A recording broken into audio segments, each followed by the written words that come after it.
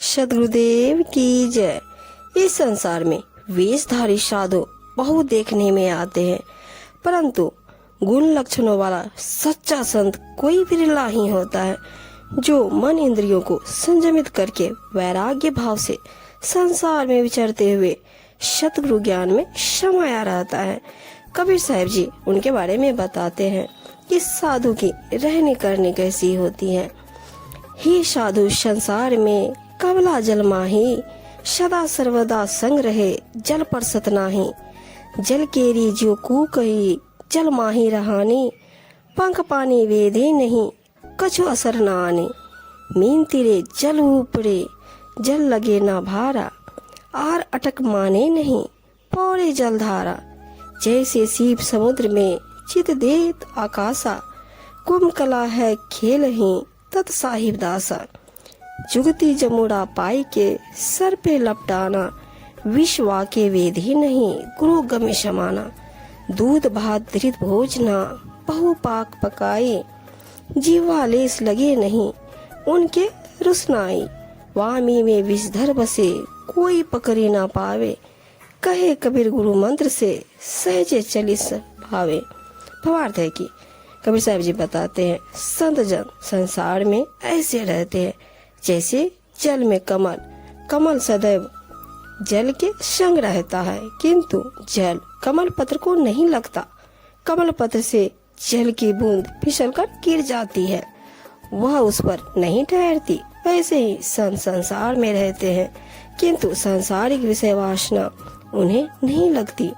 जिस प्रकार जल मुर्गी तालाब के जल में रहती है, किंतु पानी उसके पंखों को नहीं भेदता और उस पर कुछ भी असर नहीं पड़ता, उसी प्रकार संसार में रहते विचरते हुए विवेक वैराग्य संपन्न संत के निर्मल एवं समुज्ज्वल जीवन को काम मोहादि विषय विकार नहीं वेद पाते।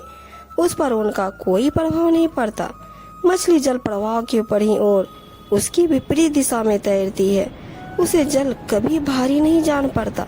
वह जल में कभी कोई रोक टोक अथवा कठिनाई नहीं मानती। वह जलधारा को पौड़ती हुई स्वच्छंद तैरती रहती है। ऐसे ही ज्ञान साधना में मग्न संत सांसारिकता के विपरीत बेरोक टोक स्वतंत्र घूमते विचरते हैं। वे कभी कोई कठिनाई नहीं मानते, प्रत्येक स्थिति में समत्व भाव में रहते हैं। जिस प्रकार सीप समुद्र में होते हुए भी अपना चित आकाश की ओर किए रहती है, तथा नट घड़े को सिर पर रखकर उनसे ध्यान लगाए हुए बांस पर चढ़ जाता है, उसी प्रकार संत समृत सतगुरु परमात्मा के दास है। वे संसार में कुछ करते एवं विचरते हुए निरंतर उससे ही ध्यान लगाए रहते हैं। जिस प्रकार कोई व्यक्ति बचाव की युक्ति जहर मोहरा पाकर अपने शरीर पर सर्प लपेट लेता है, तब उसे सर्प का विष नहीं व्यापता। उसी प्रकार गुरु ज्ञान को धारण करके संत उसमें भली प्रकार समाये रहते हैं। इसी प्रकार उन पर संसार के राग द्वेष हर्ष शोक भय चिंता तथा काम क्रोध आदि विकराल विश्व के घातक विष का प्रभाव नहीं पड़ता।